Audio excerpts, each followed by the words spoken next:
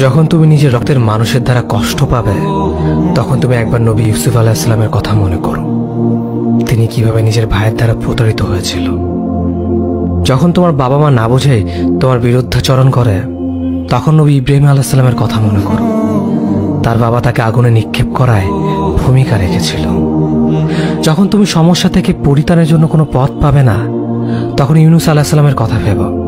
তিনি কতটা সময় তিমি মাছের পেটে আটকা পড়েছিল। যখন তোমার নামে কেউ মিথ্যা অপবাদ ছড়িয়ে দেবে, তখন মা আয়েশা রাদিয়াল্লাহু আনহার কথা মনে করো। তার নামে পুরো শহর জুড়ে কুৎসা রচনা করা হয়েছিল। যখন তুমি অসুস্থ ব্যথার যন্ত্রণায় কাঁদতে থাকো, তখন নবী আইয়ুব আলাইহিস সালামের কথা ভেবো। তিনি ভয়ঙ্কর এক ভাইরাসজনিত রোগে আক্রান্ত হয়ে তোমার থেকে বেশি কষ্ট পেয়েছিল। যখন তুমি দিনের কোনো বিধান নীতিতে যুক্তি খুঁজে পাও না, তখন নবী নূহ আলাইহিস সালামের কথা ভেবো। তিনি কোনো প্রশ্ন ছাড়াই মরুভূমিতে নৌকা তৈরি করেছিল।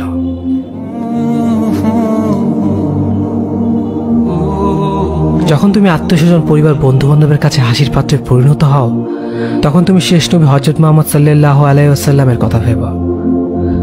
রাসূল সাল্লাল্লাহু আলাইহি ওয়াসাল্লাম বলেছিলেন, সবচেয়ে বড় পরীক্ষা দিয়েই সবথেকে বড় পুরস্কার আসে। যখন আল্লাহ কাউকে ভালোবাসেন, তখন তাকে পরীক্ষা করেন, এবং যে এই পরীক্ষাগুলো মেনে নেয়, সে আল্লাহর সন্তুষ্টি অর্জন করে। আর যে অভিযোগ করে, সে তার ক্রোধের পাত্র হয়।